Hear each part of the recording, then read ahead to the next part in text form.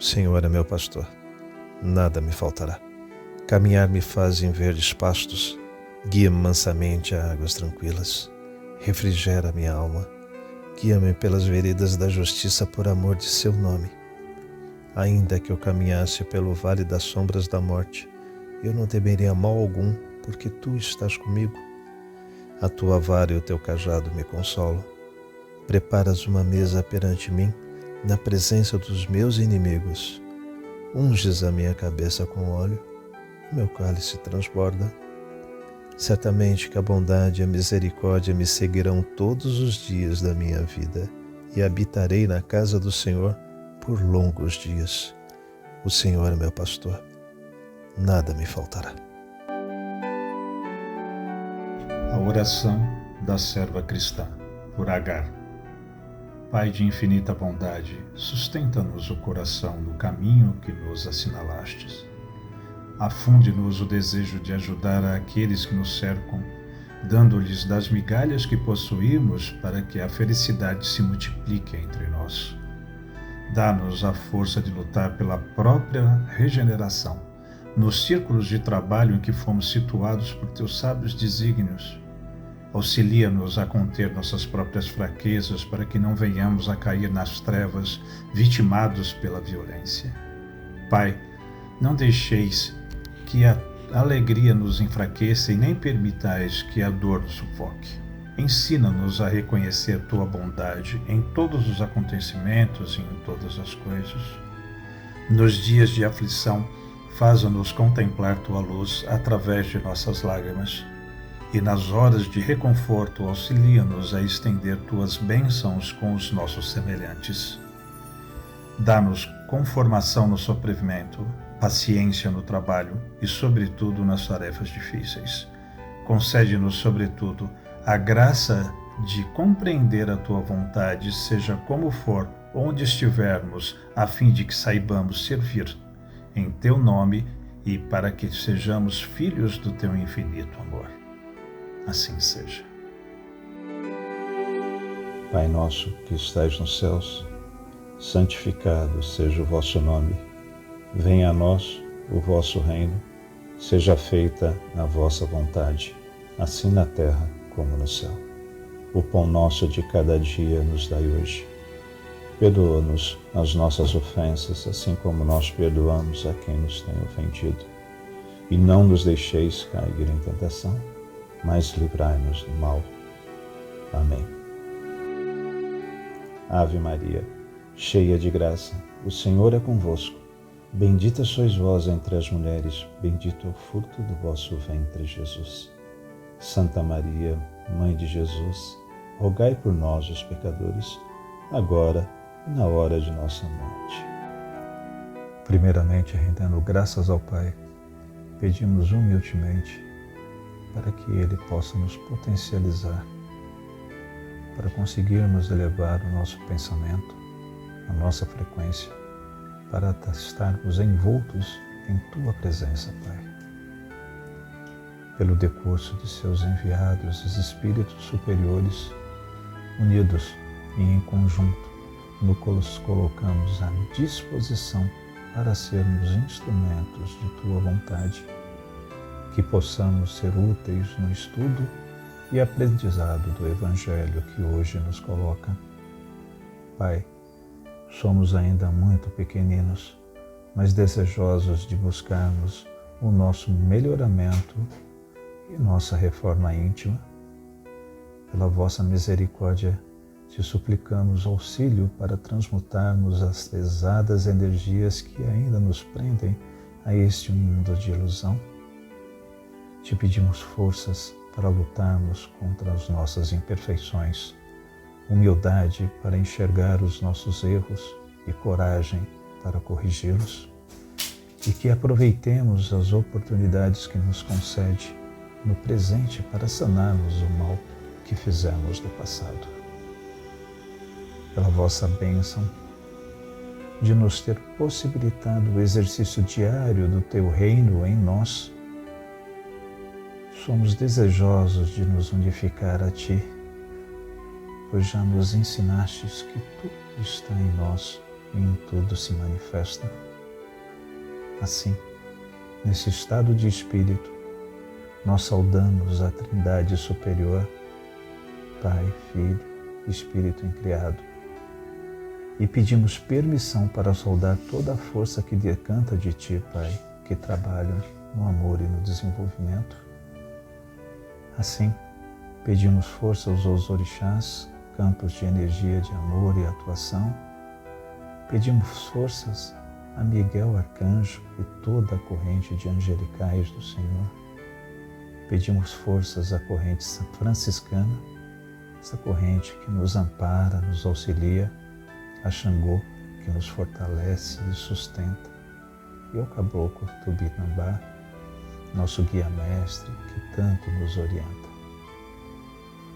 Pedimos ainda pela paz no mundo, paz entre povos e nações, governantes e governados, mas principalmente pela paz em nós, em nossos corações, e que possamos disseminá-la e promovê-la onde quer que nós estejamos. Pedimos pelos idosos que possam assisti-los, que possamos assisti-los, entendendo suas necessidades e sua realidade, devolvendo um pouco do amor que com certeza tiveram para conosco. Pedimos pelas crianças para que possam viver em paz, que possam amar e serem amadas.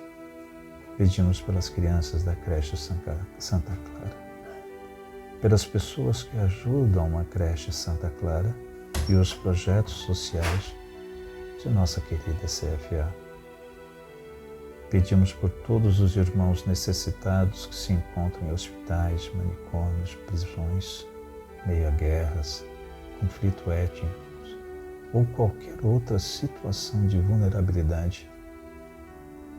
Pedimos por todos os espíritos encarnados e desencarnados cujos nomes nos vêm à cabeça nesse momento, rogando a Deus por cada um deles. Por fim, rendemos glória ao Espírito incriado, ao Pai, ao Filho, assim como é desde o princípio e sempre será. Amém.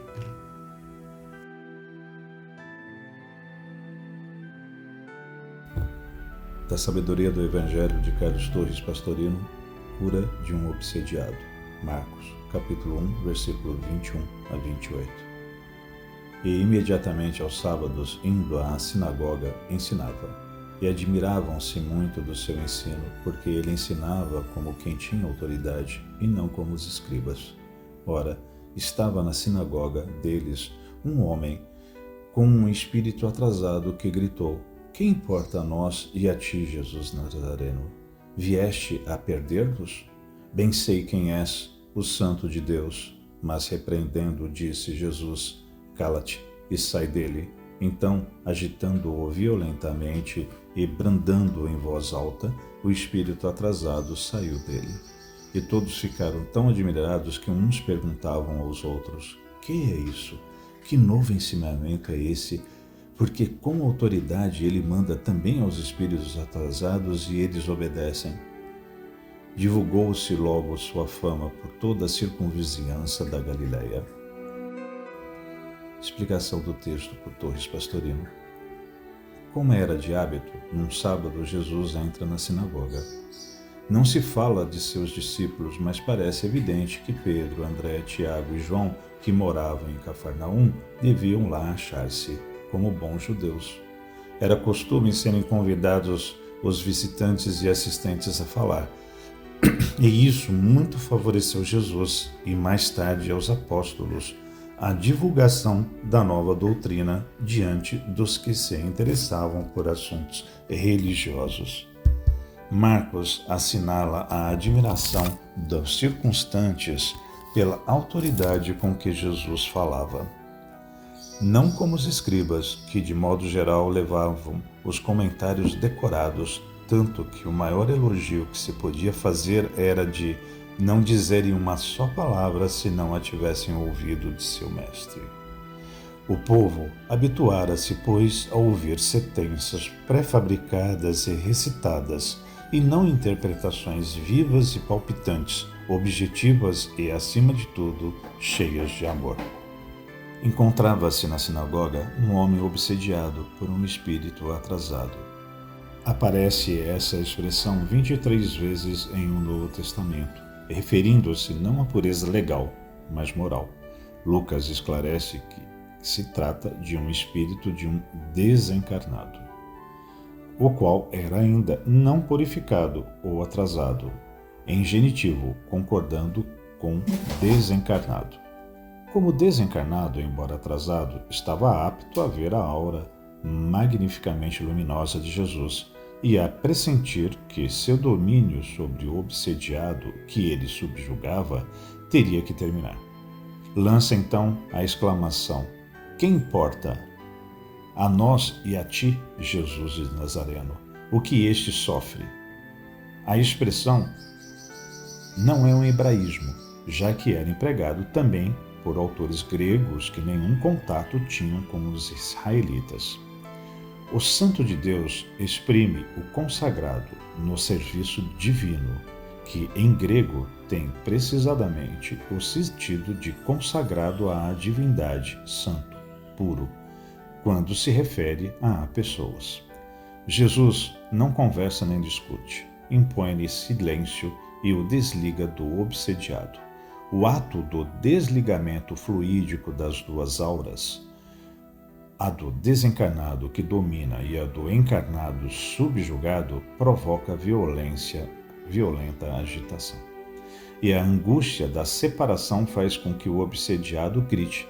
Todos esses fatos são corriqueiros nas sessões espíritas quando se realiza o mesmo ato de desligamento de obsessores violentos, mas a libertação é feita. Dá-nos Lucas o pormenor de que o obsediado foi lançado por terra, como se houvera perdido repentinamente o ponto de apoio que o sustentava.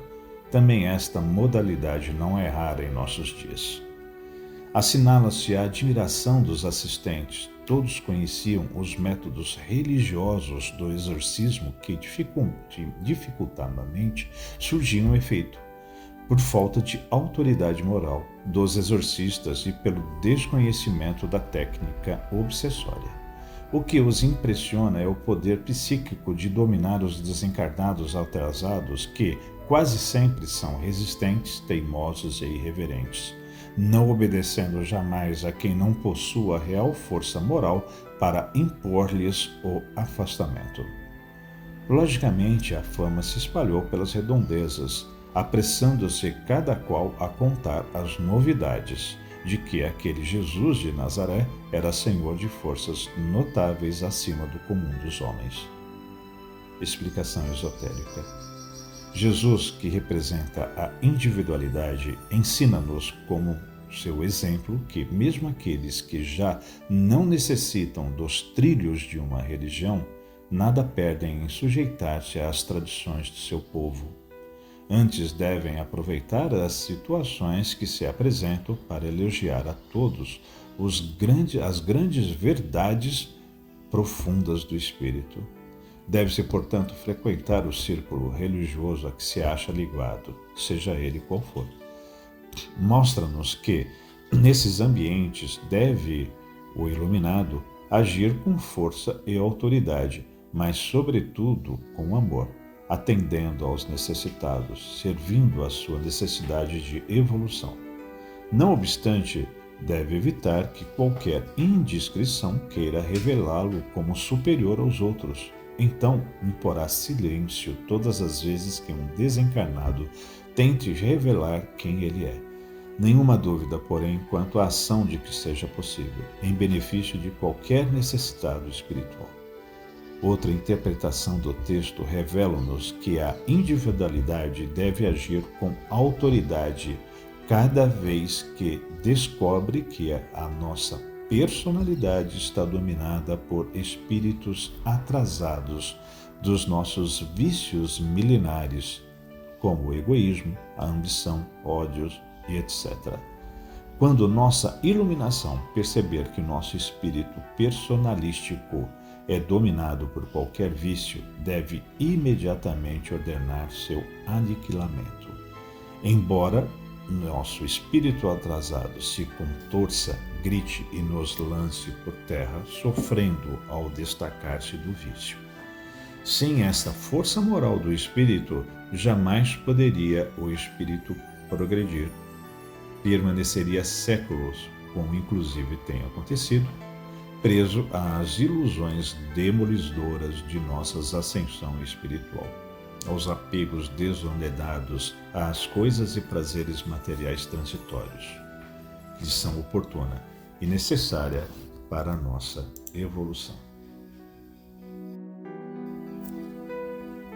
Irmãos, no texto de hoje, observamos a atuação do Mestre Jesus diretamente em uma pessoa obsediada.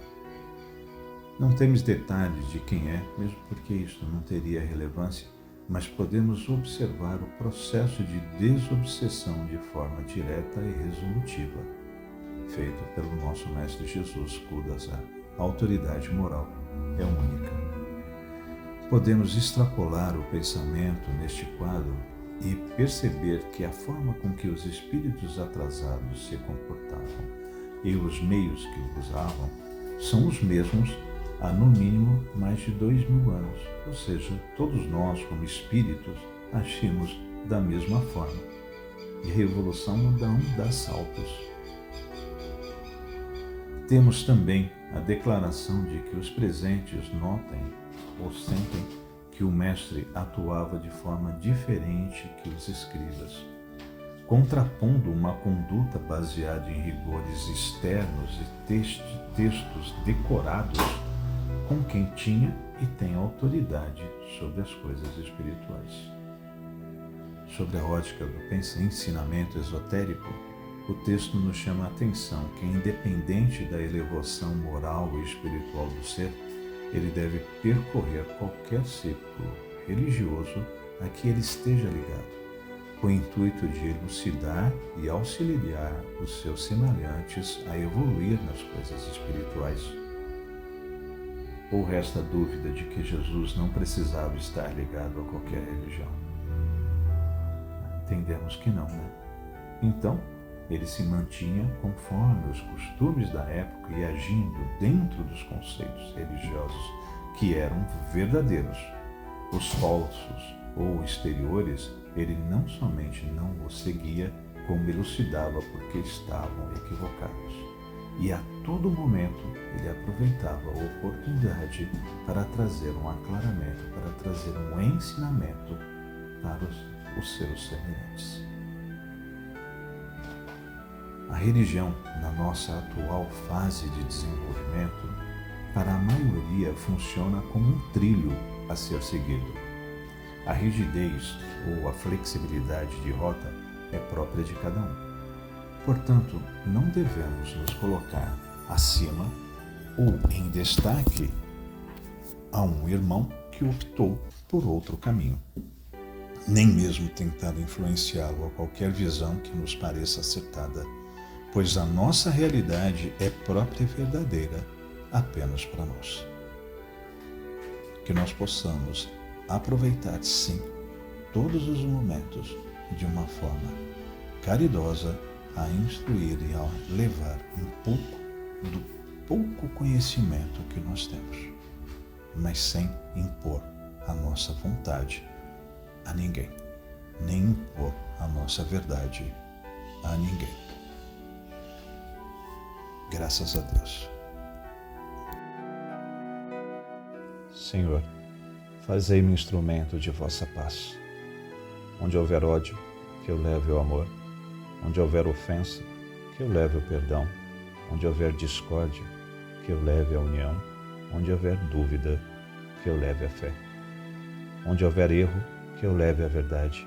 Onde houver desespero, que eu leve a esperança. Onde houver tristeza, que eu leve a alegria. Onde houver trevas, que eu leve a luz. Ó Mestre, fazei com que eu procure mais consolar que ser consolado, compreender que ser compreendido, amar que ser amado, pois é dando que se recebe, é perdoando que se é perdoado, e é morrendo que se vive para a vida eterna. Graças a Deus.